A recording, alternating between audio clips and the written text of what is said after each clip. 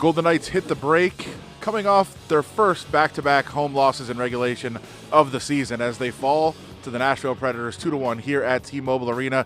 And Ben, it wasn't like the Golden Knights played poorly. They just could not find a way to get the puck in the net. Yeah, kind of the phrase in the post-game locker room from the Knights was just, it's kind of just one of those games. They got a lot of shots, they had a lot of chances, but they just couldn't bury most of them, and so ultimately they end up losing. Predators goaltender Juuso Saros was really good tonight. I mean, he was phenomenal, made a lot of really key saves to keep the Predators in front. I mean, and the Knights, they held the Predators without a shot for over half of the third period, so defensively they were playing pretty well, and they only gave up those 2 goals, but offensively they just couldn't find a way to put one past Saros, at least a second one past Saros, so they ultimately fall tonight. Yep. Knights struck first. They went up 1-0 in the first period. The Predators scored twice early in the second period to take the lead, and then there's no goals the rest of the way, so the Predators get 2-1 win. As I said, now 4 losses in the last 6 for the Knights. A good time for the break. They've been very active here in the first half of the season. A lot of traveling.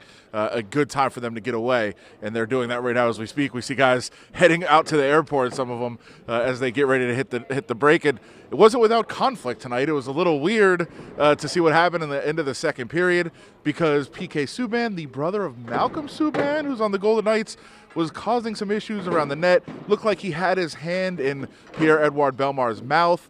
Was there a bite? We don't know. We're going to investigate further. Bellemare says no. His hand was just in my mouth. He hit my teeth. On the other side, Subban said, hey, he bit me. My hand hurt. And then, Subban went after Bellemare, and then Reeve stepped in. Subban wanted no part of that. I really wonder what Malcolm Subban was thinking during that as he sat up in the press box and watched the game, but a very bizarre incident there, Ben. Yeah, absolutely. That's not something you quite see in a hockey game every single time. More like a boxing match. It's kind of like a Mike Tyson homage, I guess, from Bellemare. If it was an actual bite, we're not quite sure. We're going to have to break it down, I guess, kind of like the Zapruder film here, which is a very bizarre incident in which was kind of ultimately a weird game. We saw a lot of penalties in this game. You had a lot of penalties resulting from that play. You had a lot of weird penalties in the third period where at one point we had a 4-on-4, then a 4-on-3, and it just kind of jumbled up back and forth and not a lot of flow, it seemed, for a lot of this game, and that incident was kind of a part of that. Yeah, not a lot of flow and not a lot of Golden Knights goals as they fall 2-1. Now it's time for the All-Star break. Marc-Andre Fleury will be in San Jose. You can check him out on Saturday throughout the weekend. Chance, he's going too. All the mascots are going up to San Jose.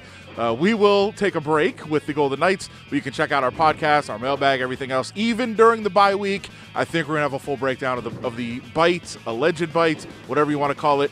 We'll have that for you next week, so make sure you keep it locked at ReviewJournal.com. For Ben Gotz, Adam Hill, we will talk to you guys again very soon. Enjoy the All-Star break and then the bye week for the Golden Knights.